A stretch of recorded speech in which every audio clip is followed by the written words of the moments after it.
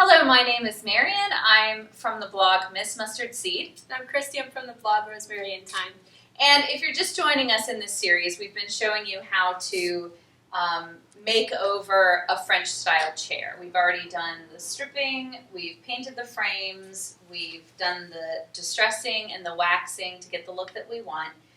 If you do not want to paint or distress your frame or any of that, you can just skip from stripping the upholstery right to this step. These frames, we really didn't like the finish on them, so we decided to go ahead and paint them. But oftentimes I will leave them wood. I really like the play of like the wood against the fabric. So what the fabric that we're going to use for these chairs is an antique hemp sheet. And I just have started using those for my upholstery. You can use any kind of fabric you want. What you want to look for, though, is a fabric that's thick enough that you can actually stretch it. If you have a fabric that's too thin, it will, like if maybe a thin linen, it might just tear as you're trying to stretch it. That's why I switched from drop cloths. I used to use drop cloths all the time. And drop cloths are awesome. Like, it's a great economical material to use, but I think it's much better suited to slip covers versus upholstery because you really need to be able to pull. This fabric has a really tight weave. It's very heavy duty, and so I like it for that reason, and I also love the look. And you can buy new hemp fabric as well, so I think for me that's my choice for upholstery. You can also use decorator fabrics. A lot of those are a good weight for upholstery. And usually there's a little tag on the fabric that says, you know, this is good for curtains or, you know, whatever. So little usually, sheet there. Yeah, so usually it'll say for upholstery. So this has a nice weight to it. And we didn't quite have enough for the front and the seat and the arms and the back of 2 chairs. So we're going to use this fabric just on the back. And it's just kind of a little, you know, a little pop of color that'll look nice when the chairs are turned around. And this fabric goes really nicely with I love it. the chair frame. So it'll be nice and subtle from the front and then a little surprise in the back. Okay, so let me get the chair out of the way here, and we can actually walk around here. Okay, so what we're going to do is we've laid out the fabric that we pulled off the chair. We're going to use these as our templates, and so I would definitely suggest, if you can, keeping the fabric intact. Now the fabric does have some staples in it still. So just be aware of that and be careful as you're working with it. We have sharp scissors. Take a pair of sharp scissors. You definitely want to have like your sewing scissors. Right. And we'll be here a while. And we've talked about this before. Like, the sewing scissors are your sewing scissors. So don't touch them for paper or Right. Don't, like use them to cut up your chicken or whatever, like your cutlery, cooking shears. That's never happened before in my house. Has anybody used your sewing scissors? I've found sewing scissors in very strange places in my house. So the hemp sheet has seams in it, and so if you're working with a fabric that has, an old fabric may have seams in it, or a fabric that has a pattern, you want to be mindful of how that pattern is going to be positioned on the seats. And this is especially important if you're working with like stripes or plaids or something that's very linear. If this is your first time, don't do checks or plaid or stripes. It's like those are really hard to work with. If it's slightly off, it's like that type A person is going to be like going crazy over your chair. So I would suggest working with a solid or something like this, this tapestry that's just a real busy all over floral pattern. And so we have some pins, and we're going to pin the pieces to the fabric. And we only need to do that in just a few places, and this just prevents the fabric from shifting, so it's easy to cut it out. You can also trace the pieces of fabric if you want. That would be fine too. I just like pinning and using them as a template. works. Well, so what do you think of your upholstery journey so far? Like, do you think this is a doable project? Oh yeah, I think so far I'm really excited to see about actually getting it onto the chair because I feel like that's where I just have no idea of even how to begin to look at it. Right.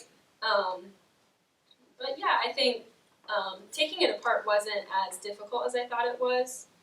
And I think that you can be a little bit more rough with the furniture than I thought. I tend to be really delicate and don't want to ruin anything. Well, I think that's, and she's talking about when we were pulling out the staples, she looked at my chair frame at one point and she's like, Yeah, I was like, no wonder you're going so fast. you're being way harsh with your frame. And I think since I knew we were going to paint it, I didn't mind it. If we weren't going to paint it, then I would have been much more gentle with it. So I wouldn't say to always be that, rough with your furniture. But in that case, it was fine. I think the thing with upholstery is it is sort of intimidating, but you need to think of it. It really is. Yeah, I think the key is, first of all, and I've talked about this before with painting or anything, like work on a piece that you just, it's cheap or free or you're not in love with, because if you hate it already, you're not going to make it worse. And if it was free or $5 and you totally destroy the chair, then you can just pitch it and or you can take it all apart and try again. So I think don't do this with your just most beloved piece of furniture right off the bat, because there is a learning curve. It does take practice, and I think do things to make it easier on yourself, like work with solid fabrics and or things that have a busy pattern that's going to be very forgiving, and also start on a piece that's not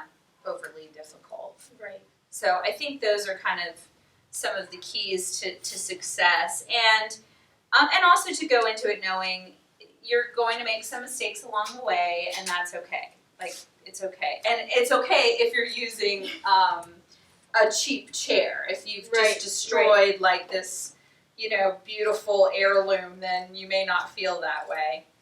So now that we have it pinned, we're just going to be cutting out the pieces of fabric. And one thing that you want to keep in mind too, the fabric that we're using is really pretty similar to the one that we removed. They both have a very sort of thick, tight weave. And you do want to be mindful of the kind of fabric you're using because some can have a lot more stretch than others. And so if you take off a fabric that has a lot of stretch to it and you're using that as a template, and then the fabric that you're working with has no stretch to it, you might have fit issues. So just be kind of aware of that. And I think that's also why it's good to order extra fabric. And also don't work with a super expensive fabric. Now these hemp sheets are expensive, I would say, or on the more expensive side. But I sell these for $110 for a sheet. And this is mostly, actually if we pieced it together, we could entirely do 2 chairs with it. So it goes a pretty long way. Yeah. So I guess when you put it, and we got the chairs off of Craigslist. Right. So we really aren't spending a whole lot. But anyway, I would suggest for your first time using some remnant fabric or something so that you don't, you don't have that added stress. Of you're scared to cut the fabric, Paid so much money for. Right. And I'm leaving a little bit of extra fabric around the edges that are going to go around the arms because I kind of want to make sure I have a little bit of extra fabric to work with. Now, more fabric is not better, so don't leave a generous allowance because you think that's going to be better, because sometimes that's just as much of a pain. You have too much bulk, you've got too much excess fabric that you have to cut off. It kind of becomes a pain. Right. So I have this one cut out. It all looks good, just how I want it to. And I'm going to leave it pinned onto this piece until I'm ready to put it on the chair. So then I know what it is, there's no question about it.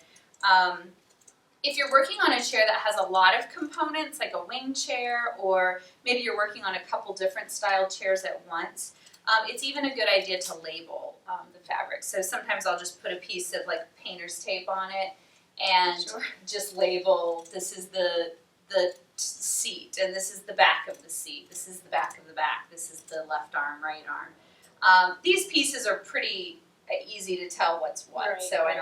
we don't really need to worry about that.